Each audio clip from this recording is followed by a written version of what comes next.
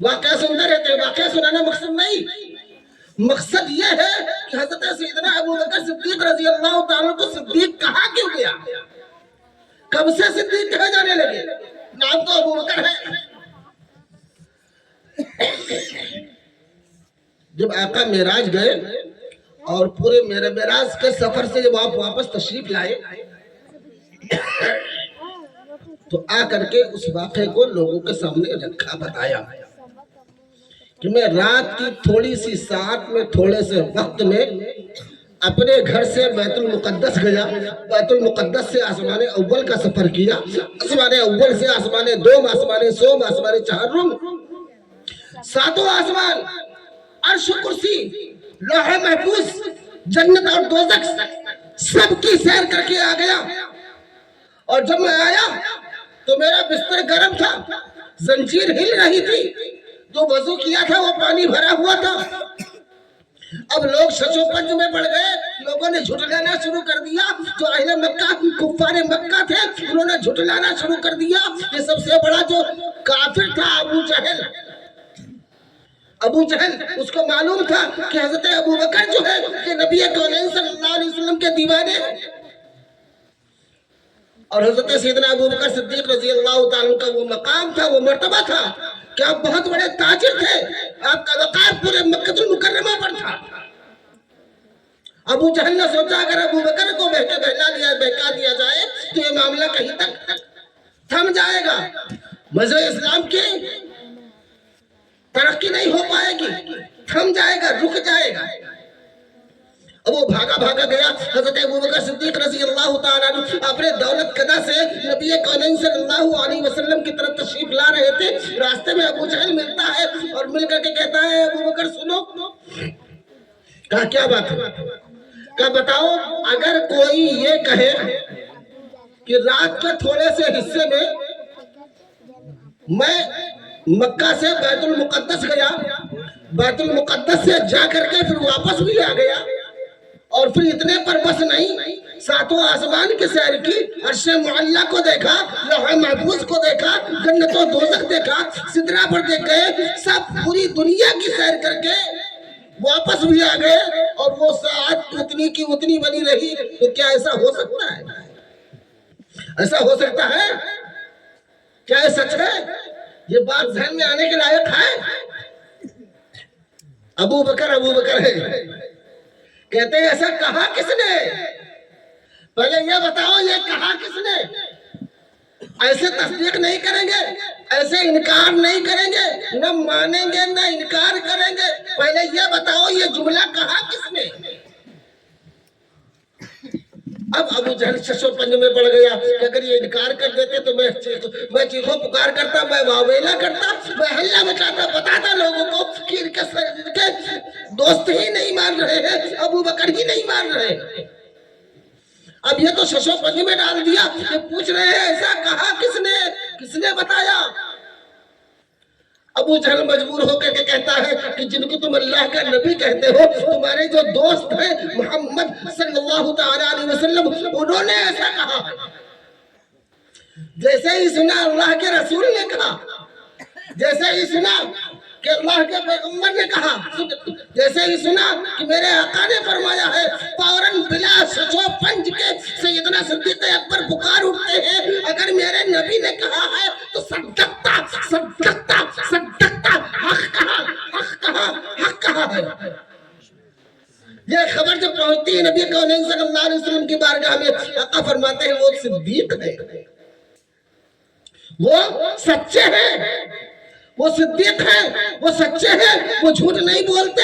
عزیزان گرامی، اب اسی وقت سے حضرت سیدنا ابوبکر صدیق رضی اللہ تعالیٰ عنہ کا لقب صدیق اکبر ہو گیا، سب سے بڑے سچے۔ اب ایک جملہ یہاں پر آ گیا، سمجھ لیں حضرت، آج کے زمانے میں لوگ کہتے ہیں کہ سب سے بڑا صدیق اکبر اگر کوئی ہے تو اللہ ہے، سب سے بڑا سچا اللہ، سب سے بڑا سچا اللہ، سب سے بڑا غنی اللہ، سب سے بڑا فرق ڈالنے والا اللہ، سب سے بڑی شجاعت والا اللہ، سب سے بڑا مددگار اللہ، بے شک اللہ، اس میں کوئی شک نہیں، اس میں کوئی شک ہے ہی نہیں۔ علماء کرام نے جب صدیق اکبر کو صدیق اکبر کہا تو اس کا مطلب یہ نہیں کہ اللہ سے بڑا۔ جب علماء نے فاروق اعظم کو فاروق اعظم کہا تو اس کا مطلب یہ نہیں کہ اللہ سے بڑا۔ جب عثمان غنی کہا تو غنی کا مطلب یہ نہیں کہ اللہ سے بڑا۔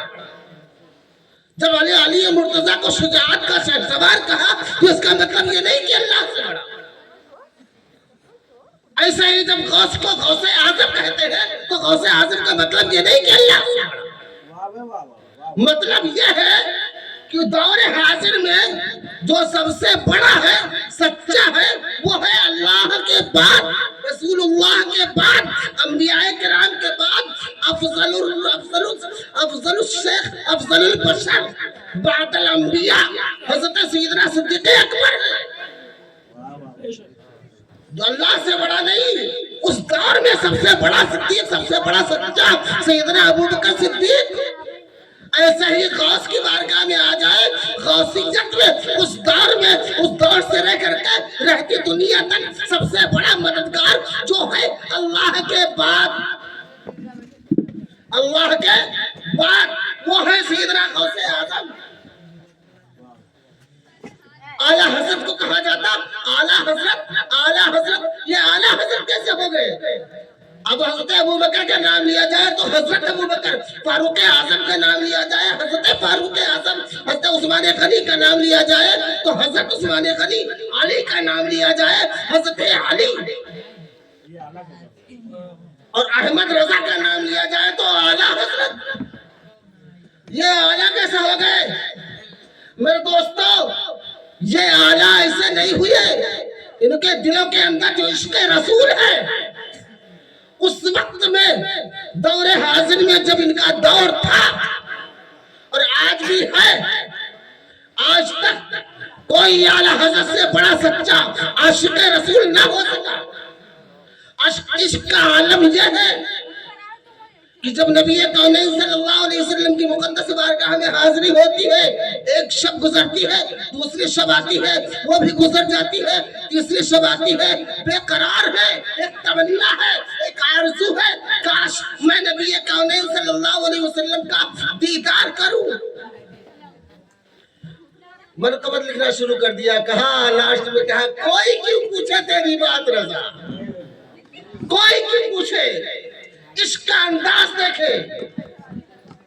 ایسا ہی اعلیٰ حضرت نہیں ہو گئے، عشق کا انداز دیکھے۔ اوپر فرماتے ہیں کوئی کیوں پوچھے تیری بات رضا، تجھ سے کتے ہزار ڈرتے ہیں۔ یہ معاملہ ہے، اپنے آپ کو نبی کونین صلی اللہ علیہ وسلم کی گلی کا کتا بتایا، اور جیسے ہی عشق موزن ہوتا ہے، عشق کا پیمانہ لبریز ہوتا ہے، آقا کریم صلی اللہ علیہ وسلم نظر کرم فرماتے ہیں اور سرکار اعلیٰ حضرت نبی کونین صلی اللہ علیہ وسلم کا دیدار فرماتے ہیں۔ بات آ گئی تو میں نے کہہ دی یہ بات۔ درود پاک پڑھیں، اللہم صلی علی سیدنا مولانا محمد وعلی آلہ سیدنا مولانا محمد مبارک وسلم، صلو علیہ صلاۃ و سلام علیک یا رسول اللہ صلی اللہ تعالی علیہ وسلم۔ حضرت گرامی میں عرض کر رہا تھا کہ حضرت ابوبکر صدیق کا لقب صدیق اکبر کیسے پڑا وہ آپ نے سنا۔ اب آپ اندازہ فرمائیں کہ جب 53 ہجری میں 51 برس کی عمر جب نبی کونین صلی اللہ علیہ وسلم کی ہوئی، اس وقت آپ کو معراج ہوئی، اور جب 53 برس کی عمر شریف ہوئی تو آپ نے مکہ المکرمہ سے ہجرت فرمایا مدینہ منورہ کی طرف۔ اب یہ جو 13 سالہ زندگی، 40 سال کی عمر میں آپ نے نبوت کا اعلان فرمایا، 51 برس کی عمر میں نبی کونین صلی اللہ علیہ وسلم کو معراج ہوئی، 53 برس کی عمر میں آپ نے ہجرت فرمائی۔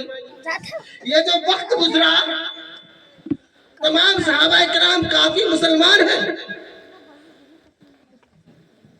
تاریخ سے پتہ چلتا ہے کہ 100 کے اندر تھے، مگر جو مسلمان ہوتا تھا اس پر ظلم کیا جاتا تھا۔ عزیزان گرامی ابھی آپ نے سنا شعر کے ذریعے سے کہ حضرت بلال رضی اللہ تعالیٰ عنہ کو فرش پر لٹا دیا جاتا اور پھر ان کے اوپر پتھر گرم پتھر رکھ کر کے ان کو گھسیٹا جاتا تھا، کوڑوں سے مارا جاتا تھا، مگر بلال تھے کہ احد احد احد احد کا نعرہ لگاتے ہوئے نظر آتے تھے۔ اے لوگوں یہ جسم میرا لے لو، یہ جسم سے کھال کھینچ لو، یہ سارا جسم تمہارا ہے، مگر میرے دل میں جو نبی کی محبت جلوہ گر ہے اس سے سودا نہیں کیا جا سکتا۔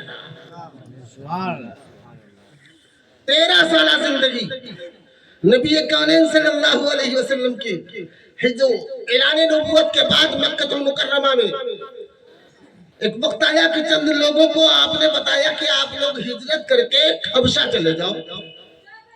کچھ لوگ حبشہ چلے گئے، وہاں پر بھی ظلم و ستم ہوا۔ حبشہ کا جو بادشاہ تھا نجاشی، اس کے سامنے جب مذہب اسلام پیش کیا گیا تو اس نے اسلام کو قبول کر لیا۔ واقعات بتانا مقصد نہیں میرے دوستو، اصل روشنی ڈالنا ہے سیدنا صدیق اکبر رضی اللہ تعالیٰ عنہ کے عشق پر۔ کتنا لگاؤ تھا میرے نبی کو حضرت ابوبکر سے، کتنا لگاؤ تھا حضرت ابوبکر کو میرے آقا سے۔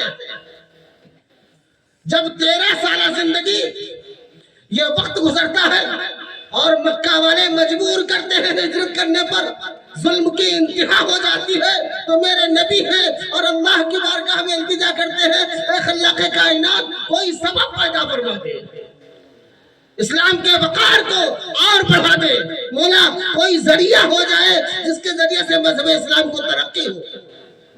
حکم ہوا ہجرت کرو، مکہ کو چھوڑ کر کے مدینہ چلے جاؤ۔ اب کشمکش میں ہے کہ اکیلے جاتا ہوں راستہ معلوم نہیں، بظاہر، ورنہ وہ تو نبی کونین ہے، وہ تو مالک کل ہے، مگر وسائل کا آقا نے بتایا کہ وسیلہ بھی ضروری ہے، کچھ چیزوں کے لیے وسیلہ ضروری ہوتا ہے۔ اب آپ سوچ رہے ہیں کہ سب سے قریبی دوست میرا ابوبکر ہے، میرے رازدار ابوبکر ہے، میرے چاہنے والے ابوبکر ہیں، لاؤ ابوبکر کو ساتھ میں لیا جائے۔ اب نبی کونین صلی اللہ تعالیٰ علیہ وسلم جب اپنے حجرہ مقدسہ سے نکلتے ہیں، حجرہ مقدسہ سے نکلے، کعبے کی طرف نظر ڈالی، ایک حسرت بھری نگاہ سے دیکھا، اے اللہ کے گھر، میں تجھے چھوڑنا نہیں چاہتا، مگر جو رب کو منظور ہے اس پر میں برضائے الہی ہوں۔ حضرت ابوبکر صدیق رضی اللہ عنہ کے گھر گیا، فرمایا کہ کل ہجرت کرنا ہے۔ 2 اونٹنی نبی کونین صلی اللہ تعالیٰ علیہ وسلم کے جانثار حضرت ابوبکر صدیق رضی اللہ تعالیٰ عنہ نے 2 اونٹنی کو پیش کیا، یہ دونوں اونٹنی ہے، جس پر آپ بہتر سمجھو اس پر سوار ہو جائیں، یہ سفر کے لیے ہے۔ آقا فرماتے ہیں کہ اس ایک اونٹنی کی قیمت مجھ سے لے لو۔ کہا یا رسول اللہ میرے ماں باپ آپ پر قربان، میری جان آپ پر قربان، آپ سے قیمت کیسے لی جائے؟ آقا فرماتے ہیں جتنے کی تم نے خریدی تھی وہ اتنی قیمت لے لو۔ رات کی تاریکی میں نبی کونین صلی اللہ تعالیٰ علیہ وسلم حضرت سیدنا صدیق اکبر کے ساتھ میں نکلتے ہیں، پوری رات چلتے رہتے ہیں۔ ایک تاریخ سے ثابت ہوتا ہے کہ عزیزان گرامی جب نبی کونین صلی اللہ علیہ وسلم کے ساتھ حضرت سیدنا ابوبکر ہے تو کبھی آپ آگے چلتے ہیں، ابوبکر صدیق رضی اللہ تعالیٰ کبھی آگے چلتے ہیں، کبھی پیچھے